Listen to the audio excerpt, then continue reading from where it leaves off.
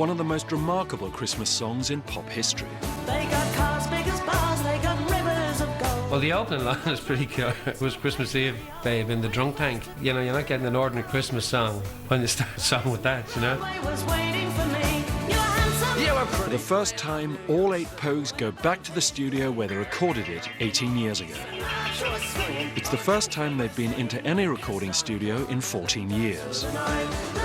Discover what happened when Matt Dillon got completely pogued. There's just a lot of drinking going on. That's the Pogues, I mean, drinking. For Christmas Day. It's the great Kirsty MacColl's song that nearly wasn't. When we started recording it, we didn't have anyone really lined up as such to sing it. You're a bum, you're a punk, you're an elf. Meet the man who brought it all together. Now we have a harp. There is no harp player in the Pogues. You scumbag, you maggot, you And we find out why Shane MacGowan enjoys Christmas so much. Because I didn't enjoy Christmas. Christmas is hell, you know. And the bells are ringing out for Christmas Day. This is the story of Fairytale of New York.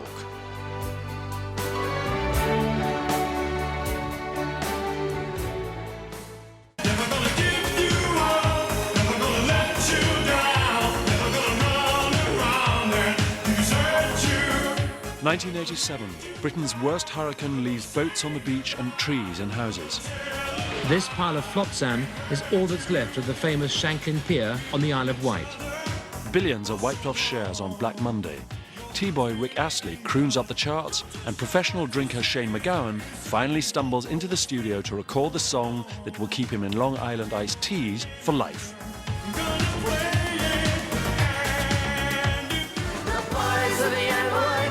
What they recorded is one of the greatest Christmas hits. It's the oral antidote to tinsel and sleigh bells. You don't normally get Christmas songs that are so utterly hopeless. A sentimental song of booze, bars and massive cars. It's like a little symphony. Every little bit is bang on. The Irish jig that leaves Emerald Islanders crying into their guineas. It was one of those songs that you held on to tightly because you imagine when you saw the video, you imagine that's how New York looked. And a lasting testament to singer Kirsty MacColl, killed in a boating accident in the year 2000. When I ever hear Kirsty singing, it gives me pleasure and joy. And the bells are ringing out for Christmas. To tell the fairy tale, our handsome prince must meet his beautiful princess. To do that, we must travel back to London in the late 70s, where both Shane MacGowan and Kirsty MacColl's careers began. First up, Shane MacGowan, an angry young punk with an idea for a band, seen here at an early Clash gig.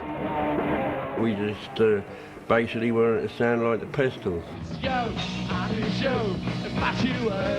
Shane's first band was the Nipple Erectors, or the Nips. They made lots of noise, but no hits. I thought they were a brilliant band, and I really liked his songs. You know, I thought they were funny and clever songs and very catchy as well. You know. It's a classic of its type. Came #1 in Italy, yeah, and we broke up the same day, you know. With the Nips in tatters, Shane went back to his first love, Irish folk music, but with an inspired dose of the Sex Pistols. It was a combination that provided the foundations for Fairytale of New York.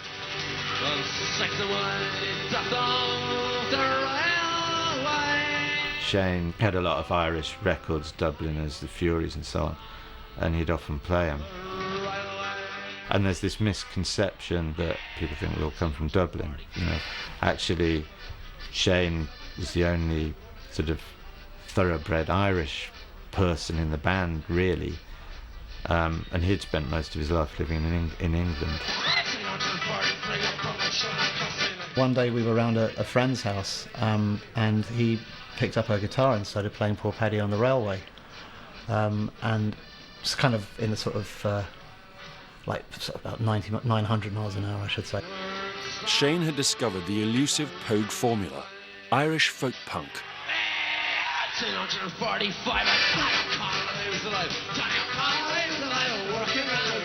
With through every fucking stylistic, fucking rock and roll stylistic thing you could go through, except for that. It really was so glaringly obvious that really the most surprising thing about it was that nobody had thought of it before us. Unfortunately for the embryonic Pogues, the UK was in the middle of an IRA bombing campaign. Playing Irish Republican war songs was asking for trouble. The first version of the Pogues were called the New Republicans. 25 years later, Pogue Spider Stacy takes us back to where they played their very first gig. And it's now an Irish theme pub. This is where the New Republicans did their one and only gig. I just couldn't see that anybody would actually take us seriously. And then I sort of realised that of course I would, because we were actually really good. When we played here and we were doing like Irish rebel songs in like 1980, 81, whenever it was definitely not a good thing to be Irish, you know what I mean? There was a lot of racism against Irish people. To make matters worse, the club was full of British soldiers. Fortunately, the only weapons they had were fish and chips. There was a bunch of Scotties in the audience. I mean, like, it was a perfect ending. Like, Scotties started pelting us with fish and chips.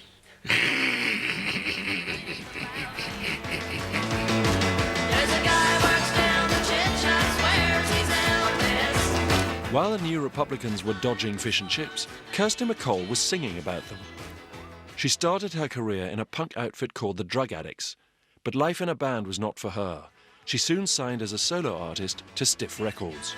She was with one band and they were all boys, and she used to come back very depressed that they didn't listen to what she had to say. It was quite funny when Stiff heard them. They only wanted Kirsty, they didn't want the boys. But he's a liar and I'm not sure about you. She really understood country music beautifully. She understood a lot of folk music really well. She understood blues music. She loved like kind of Ray Charles, and she got all the different elements. As Kirsty ditched the Drug Addicts, so Shane and the group changed their name from the New Republicans to Pogue Mahone, Gaelic for Kiss My Arse. By now there were a six-piece with drummer Andrew Rankin, bassist Cotter Reardon, accordionist James Fernley, Jem on banjo and Spider on beer tray. A recording contract followed, mainly on the strength of their raucous live shows and charismatic lead singer. Shane was incredibly shy.